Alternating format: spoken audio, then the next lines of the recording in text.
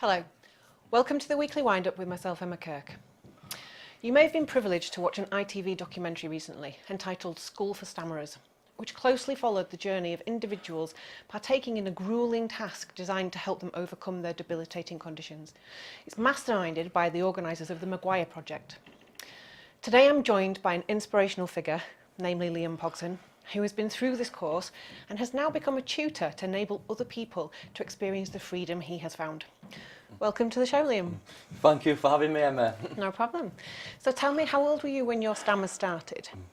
My stammer started at the age of 3. I was born with a club foot, and at the age of 1 I had to have a very big operation, and I think my stammer started because of trauma surrounding the operation. I didn't start speaking until the age of 3.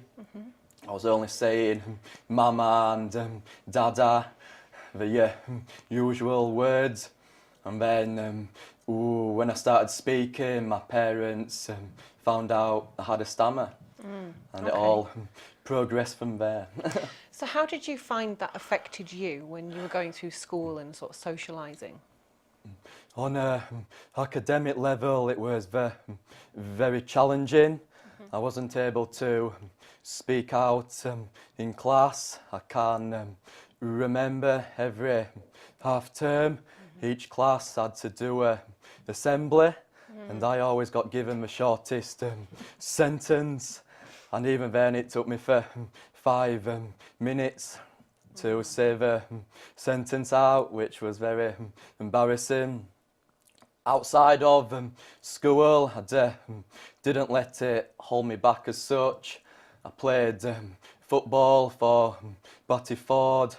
I played cricket for my local cricket team. Even took part in Oliver, which was a drama production. Okay. Obviously there was no speaking involved for me, but try not to let it affect me on a social level. I had good friends who understood the condition, and they allowed me to speak.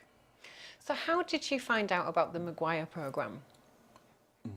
It was in 2011. I was in the closing stages of college, and I knew I had to do interviews to find a job after college, and how my speech was, I wouldn't have been able to do an interview. And I went to an open day in January 2011, and at the time I didn't want to go because Huddersfield Town was at home, and it meant missing the Huddersfield Town game. I went to the open day and I saw the coaches who were speaking and talking about how their speech has affected their life, and the transformation I could relate to every single one of them. And I was amazed, but deep down you think, there's no way I'm going to be able to speak as good as that, but I knew I had to do it. Yeah. So when did you first do the course? I did my first course that year in June in Wigan, and the transformation over the 4 days was amazing, not just in my speech, but in my personality as well. Yeah. On this Saturday, you've got to go out and speak to 100 strangers, Nice. using the technique. And I walked down by Ann Summers and I saw 4 models, and my coach challenged me to open up about my stammer to them. Say I'm on a speech therapy programme, and I've got to say my name to 100 strangers.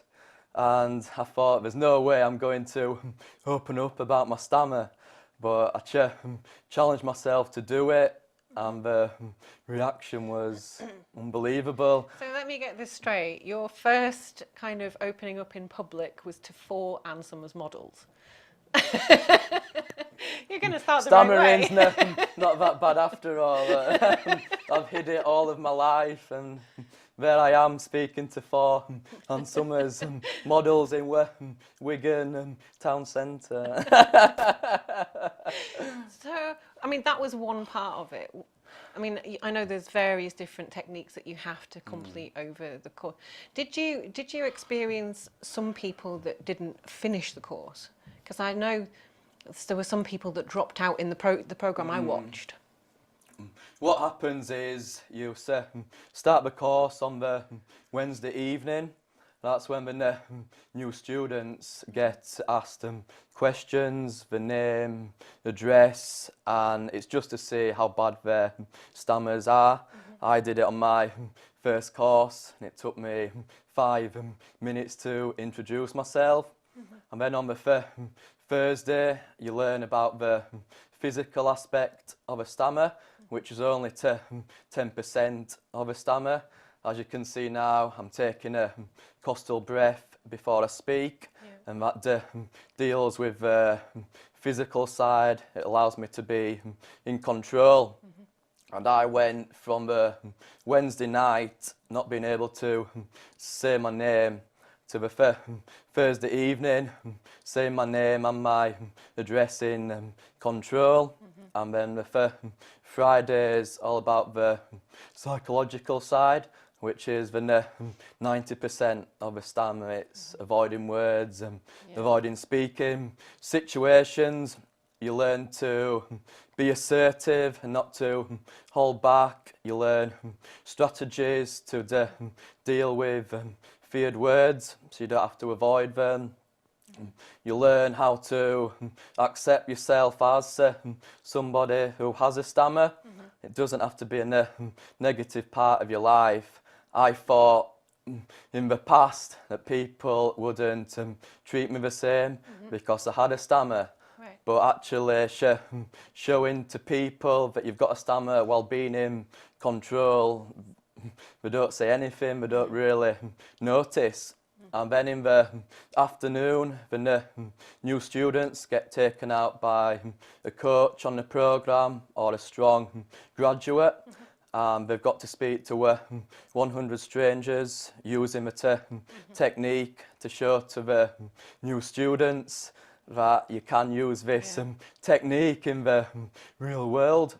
And then they've got the decision after that if they want to continue on the programme. So it's a very intense course, isn't it? And obviously it's allowed you to come here and talk to us today, which is fantastic.